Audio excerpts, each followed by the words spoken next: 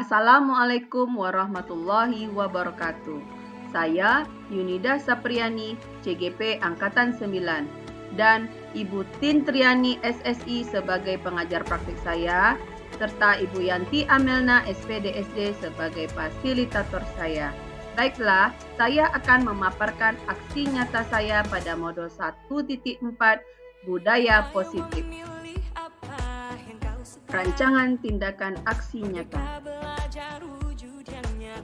Latar belakang dari rancangan tindakan aksi nyata saya yaitu guru masih kurang memahami konsep penting budaya positif seperti disiplin positif, motivasi perilaku manusia, posisi kontrol guru, pembentukan keyakinan kelas atau sekolah, dan penerapan segitiga restitusi.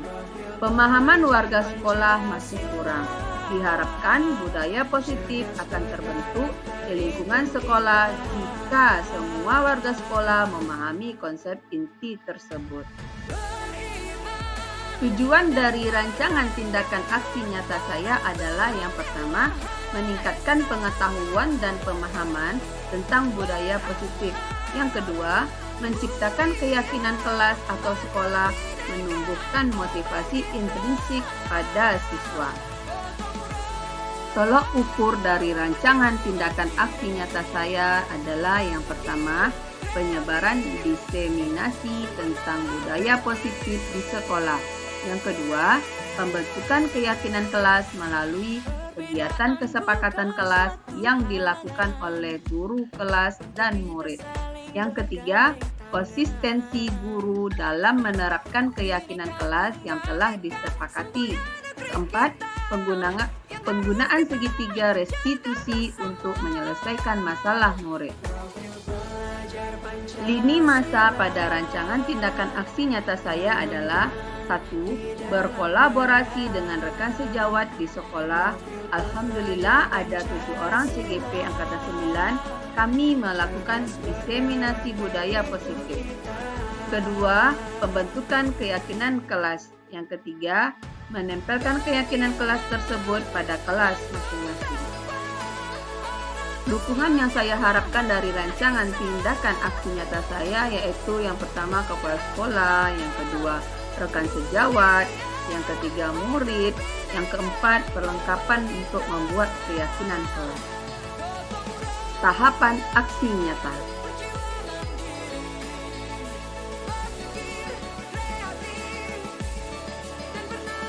Aksi nyata diseminasi budaya positif. Saya di sini berkolaborasi dalam penyampaian materi dengan teman-teman rekan sejawat CGP Angkatan 9 yang ada di sekolah saya SD Negeri 15 Pekanbaru. Jadi kami di sini berkolaborasi dalam penyampaian materi. Pada materi perubahan paradigma belajar disampaikan oleh teman CGP saya Wahyu Eka Fitri SPD. Materi disiplin positif dan nilai-nilai kebajikan universal disampaikan oleh saya sendiri Yunida Sapriani. Materi motivasi perilaku manusia disampaikan oleh teman CGP saya Rizky Adrian SPD. Materi kebutuhan dasar manusia disampaikan oleh teman CGP saya Nur Asni SPD. Materi posisi kontrol restitusi disampaikan oleh teman CGP saya Susianti SPD. Materi keyakinan kelas disampaikan oleh teman CGP saya Yunila Sari SPDI. Terakhir, materi segitiga restitusi disampaikan oleh teman CGP saya Meldawati SPDI.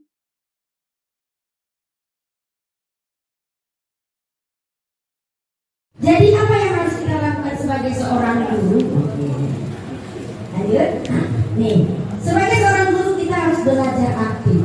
Ya Bapak Ibu ya, harus aktif lagi. Ini yang pertama, mengalami, melakukan, mengamati, berdialog dengan orang lain, diri sendiri, berdialog dengan diri. Betul nggak sih yang saya ajarkan itu? Ada nggak sih yang perlu saya ubah? Saya sekali bertanya pada diri sendiri. Betul nggak sih anak yang sebelah sana? Kira-kira bisa nggak sih dengan metode yang saya gunakan? Lanjut, next. Oke, jadi di sini saya tarik kesimpulan. Disiplin pertama tadi disiplin positif.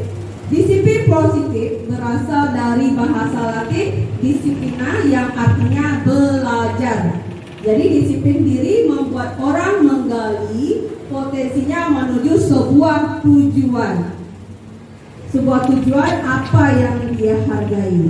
Jadi disiplin adalah keadaan di mana seseorang bertanggung jawab atas tindakan mereka berdasarkan nilai-nilai yang mereka percaya. Disiplin positif adalah metode disiplin yang bertujuan untuk meningkatkan kesadaran siswa dan memberdayakan mereka tanpa menggunakan ancaman, hukuman, ataupun penghargaan. Yang berikutnya, sebagai pendidik, tujuan kami adalah siswa yang memiliki disiplin diri sehingga mereka dapat berperilaku sesuai dengan nilai-nilai kebajikan universal dan memiliki motivasi intrinsik untuk mengubah perilaku ke arah yang lebih baik. Yang Gosen,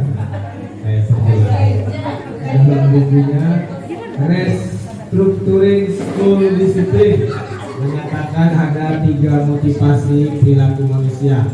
Kita lihat apa saja motivasi. Yang pertama, untuk menghindari ketidaknyamanan atau hukuman. Ini adalah tingkat terendah dari motivasi perilaku manusia. Biasanya orang yang motivasi perilakunya untuk menghindari hukuman atau ketidaknyamanan akan bertanya apa yang akan terjadi apabila saya tidak melakukannya. Oke, bisa dipahami Bapak Ibu?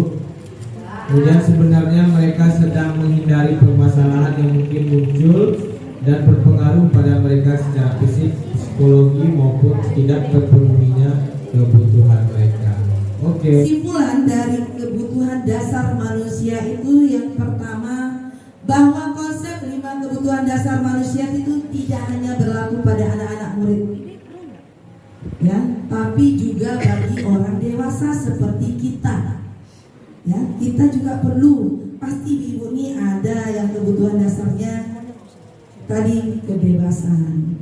Dia tak mau diatur, ada juga pengen seperti contoh yang tadi, ada yang fun, pasti ada jenuhnya tertawa-tertawa, dia mau kumpul-kumpul tertawa. Nah, anak murid juga begitu. Jadi jangan kita marah kalau anak-anak itu, karena diri kita juga begitu, ya kan Bu Mimi? Betul Bu Mimi? Dari 5 posisi kontrol seorang guru adalah pencapaian posisi sebagai manajer lah, ya, yang akan menjadikan murid sebagai pribadi yang merdeka, mandiri, dan bertanggung jawab, yang pada akhirnya akan menciptakan lingkungan belajar yang nyaman dan kondusif. Demikian paparan saya. Bagaimana cara kita langkah-langkah dalam pembentukan keyakinan kelas tersebut? Yang pertama, keyakinan kelas lebih bersifat abstrak daripada peraturan yang lebih rinci dan konkret. Jadi keyakinan kelas ini bersifat lebih abstrak. Kemudian keyakinan kelas berupa pertanyaan-pertanyaan yang universal seperti yang saya jelaskan tadi, bersifat umum dia. Yang ketiga, pernyataan keyakinan kelas senantiasa dibuat dalam bentuk kalimat positif. Jadi kita tidak boleh memakai kata-kata dilarang, memakai kata-kata tidak boleh, gitu ya. Kita pakai jagalah kesehatan, berperilakulah bertanggung jawab, seperti itu. Jadi kalau dia sudah berperilaku tanggung jawab, apapun dia akan bertanggung jawab, seperti contoh tadi.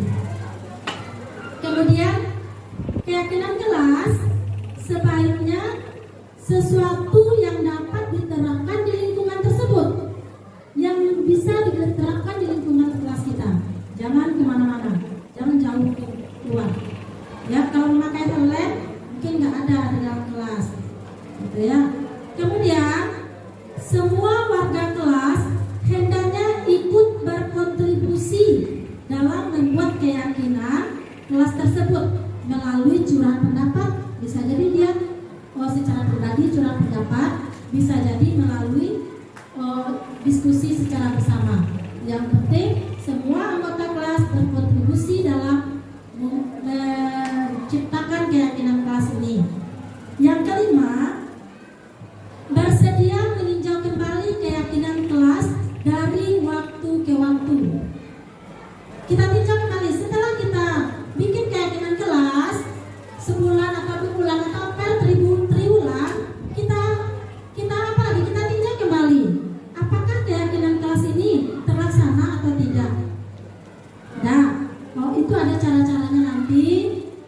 bisa dengan cara apa, ada kegiatan yang kita lakukan dengan cara apa yang sudah terlihat, apa yang tidak pantas terlihat, itu siswa kita suruh dia menulis apa yang pernah kamu lihat yang berhubungan dengan keyakinan, apa yang bertentangan dengan keyakinan.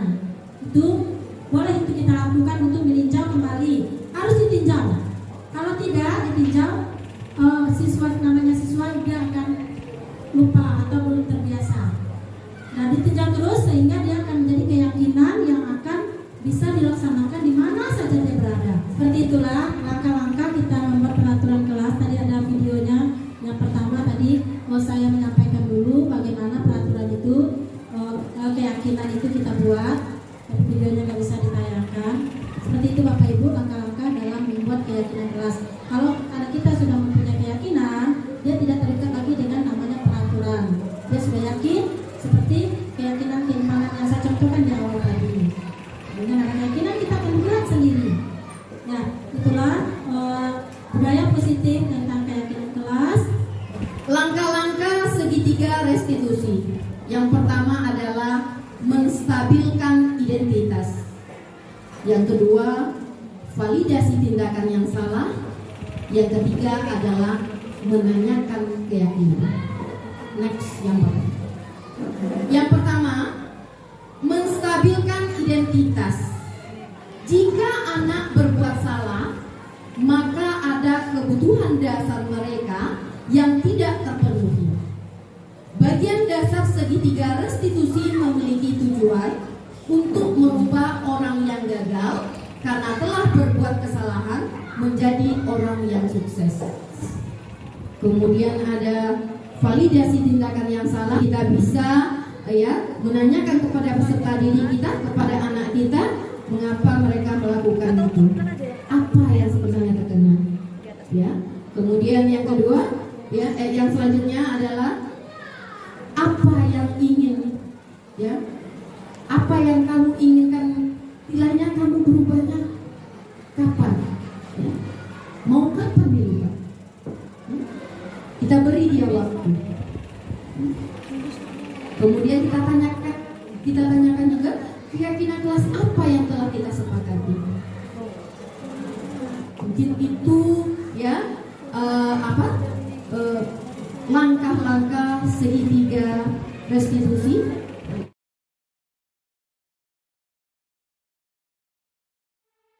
Dokumentasi diseminasi budaya positif.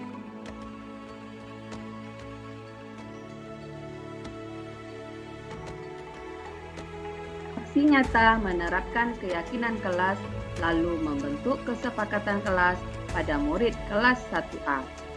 Langkah-langkah yang dilakukan adalah yang pertama, mempersilahkan murid-murid di kelas untuk bercurah pendapat tentang peraturan yang perlu disepakati di kelas. Yang kedua, mencatat semua masukan-masukan para murid di papan tulis atau di kertas besar, kertas ukuran poster, di mana semua anggota kelas bisa melihat hasil curah pendapat. Yang ketiga, susunlah keyakinan kelas sesuai prosedur pembentukan kelas. Gantilah kalimat-kalimat dalam bentuk negatif menjadi positif.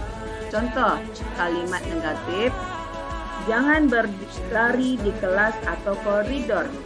Kalimat positif, berjalanlah di kelas atau koridor. Keempat, tinjau kembali daftar curah pendapat yang sudah dicatat. Kita mungkin akan mendapati pernyataan yang tertulis di sana masih banyak yang berupa peraturan-peraturan. Selanjutnya, ajak murid-murid untuk menemukan nilai kebajikan atau keyakinan yang dituju dari peraturan tersebut. Contohnya, nilai kebajikan, berjalanlah di kelas, dengarkan guru, datanglah tepat waktu. Ini berada di bawah satu payung, yaitu keyakinan. Di sini keyakinannya untuk saling menghormati atau nilai kebajikannya hormat. Keyakinan inilah yang dimasukkan dalam daftar untuk disepakati. Kegiatan ini juga merupakan pendalaman pemahaman bentuk peraturan keyakinan kelas. Kelima, tinjau ulang keyakinan kelas secara bersama-sama. Seharusnya setelah beberapa peraturan telah disatukan menjadi beberapa keyakinan, maka jumlah butir pernyataan keyakinan akan berkurang. Sebaiknya, keyakinan kelas tidak terlalu banyak. Bisa berkisar antara 3 sampai 7 prinsip atau keyakinan. Bila mana terlalu banyak, maka warga kelas akan sulit mengingatnya dan akibatnya sulit untuk dijalankan. Yang keenam, setelah keyakinan kelas selesai dibuat, maka semua warga kelas dipersilahkan meninjau ulang dan menyetujuinya dengan menandatangani keyakinan sekolah atau kelas tersebut, termasuk guru dan semua warga murid. Ketujuh, keyakinan kelas selanjutnya bisa dilekatkan di dinding kelas di tempat yang mudah dilihat semua warga kelas.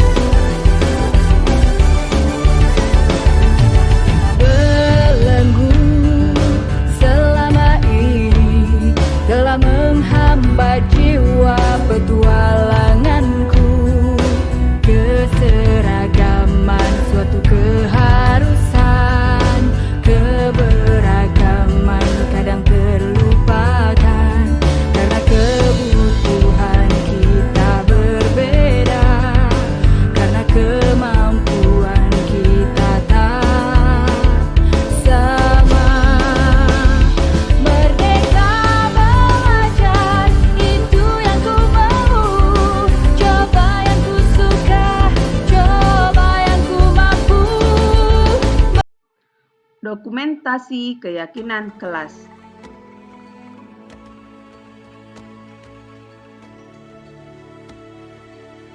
Aksi nyata penerapan segitiga restitusi.